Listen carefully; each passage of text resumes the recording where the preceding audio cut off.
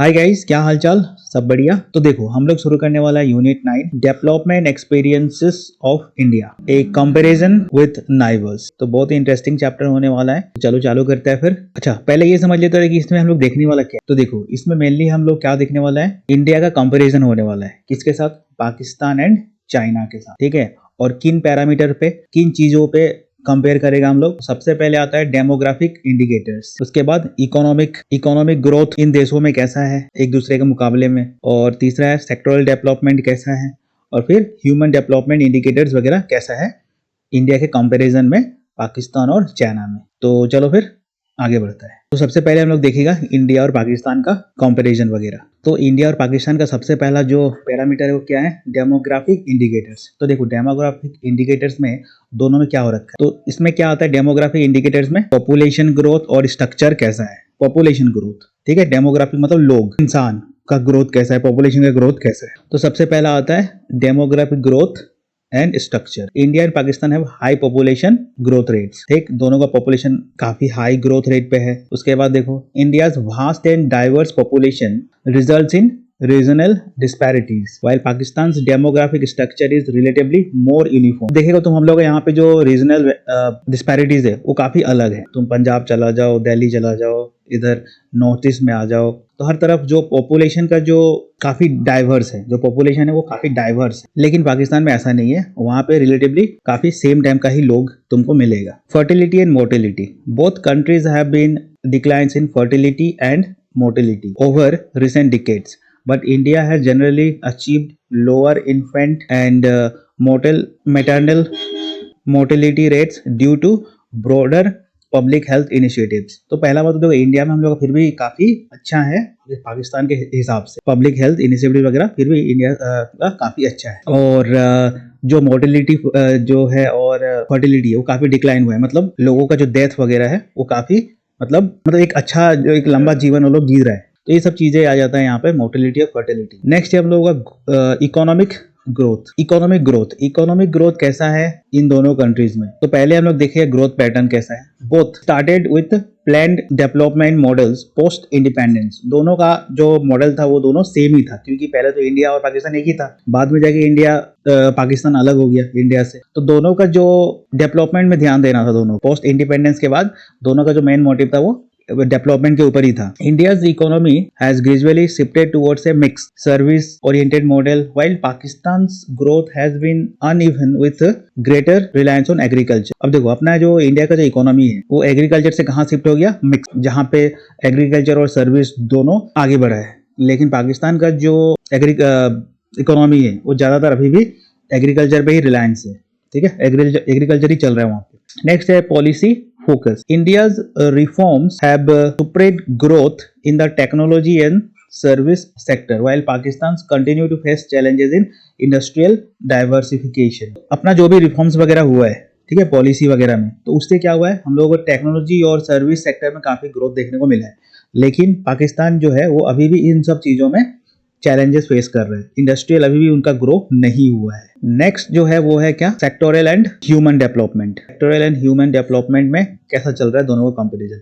तो पहले सेक्टरल में आओ। Sectoral composition, India a diversified economy with a robust service sector and increasing industrial out. Pakistan में क्या है? Heavier reliance on agriculture with slower progress in industrialization. तो अगर सेक्टरल में देखा जाए तो इंडिया सर्विस सेक्टर में काफी अच्छा हो रखा है अभी, और जो इंडस्ट्रीज वगैरह है उसमें भी अच्छा एक आउटपुट देखने को मिल रहा है। लेकिन वहीं पे पाकिस्तान इन सब चीजों में स्ट्रगल कर रहा है और अभी भी एग्रीकल्चर पे ही ज्यादातर वो लोग निर्भर है। Human development, India face a significant improvements in education, health and living standards over the years, while Pakistan making progress generally lags behind in literacy, healthcare and overall human development indices. तो अगर human development का बात करें तो हम लोग काफी improve किया है पहले से एजुकेशन, हेल्थ और लिविंग स्टैंडर्ड्स के मामले में। लेकिन यहीं पे इन सब चीजों में जो पाकिस्तान है वो अभी भी स्ट्रगल कर रहा है और प्रोग्रेस के रास्ते पे है। अब आता है इंडिया और चाइना। इंडिया और चाइना का हम लोग कंपैरिजन वगैरह देखते हैं, सेम पैरामीटर वही। तो पहले आता है डेमोग्राफिक इंडिकेटर्स। तो देखो पॉपुलेशन स्ट्रक्चर क्या है दोनों में।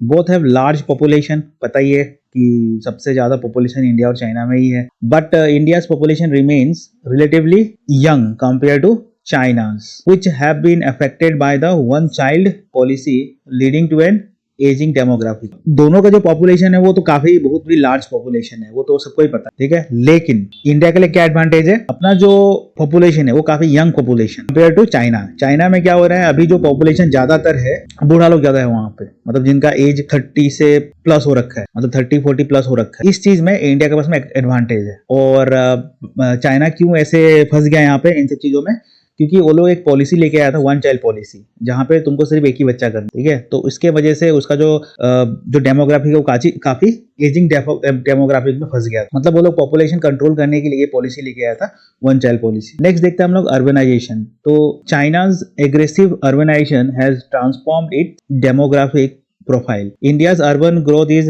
Steady but comparatively slower. तो अब देखो तुम अगर अर्बनाइजेशन में मतलब शहरों का बात करेगा, इस चीज में चाइना काफी एग्रेसिव रहा हुआ है और अपना जो डेमोग्राफिक है वो काफी अर्बनाइजेशन कर चुका है। लेकिन इंडिया अभी भी इन चीजों में कंपैरेटिव स्लो है और कर रहा है, ग्रोथ हो रहा है, ठीक है, अर्बनाइजेशन में। नेक्स्ट हम लोग देखेगा जो पैरामीटर है वो economic growth trajectories. China achieve very high rate growth, often over 10% per annum, while a focus on export-led manufacturing and massive infrastructure investment. India experiences moderate service-driven growth and with recent reforms boosting the economy. तो देखो अगर हम लोग growth का बात करें तो China तो है, इंडिया से काफी ग्रोथ काफी चाइना का पहले हो चुका है और हम लोग अभी भी इस चीज के रास्ते में है। और क्योंकि देखो चाइना क्या हुआ ना, पहले से ही एक्सपोर्ट लेड मैन्युफैक्चरिंग में काम किया था, मतलब ज्यादातर वो एक्सपोर्ट और मैन्युफैक्चरिंग में ज्यादा ध्यान दिया था और जो उसका जो इंफ्रास्ट्रक्चर में बहुत ज्यादा इन्वेस्टमेंट किया वो, मतलब अपना रोड, हाईवेज, रेलवेज, ब्रिजेस, इन सब चीजों पे वो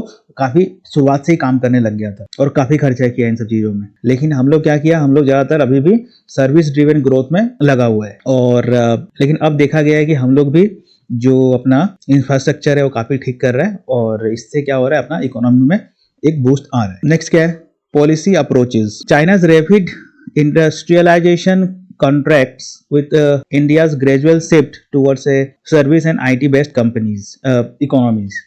जो पॉलिसीज वगैरह है वो तो चाइना का हमेशा से इंडस्ट्रियलाइजेशन पे ही ध्यान रहा है, लेकिन इंडिया का जो शिफ्ट अप्रोचेज है वो ज्यादातर सर्विस और आईटी बेस्ड इकोनॉमी पे रहा हुआ है। नेक्स्ट देखो, sectoral and human development. Sectoral shifts. China moved decisively from agriculture to manufacturing and high tech industries. हाँ, ये बात तो सही है कि वो लोग एग्रीकल्चर से मैन्युफैक्चरिंग, ठीक है, मैन्युफैक्चरिंग पे वो लोग शिफ्ट किया और काफी हाई टेक इंडस्ट्रीज पे भी वो लोग अपना काम किया। India although the service sector dominates, agriculture still plays a significant role. हम लोग एग्रीकल्चर अभी भी है और साथ ही साथ हम लोग सर्विस सेक्टर में लेकिन काफी अच्छा पकड़ है।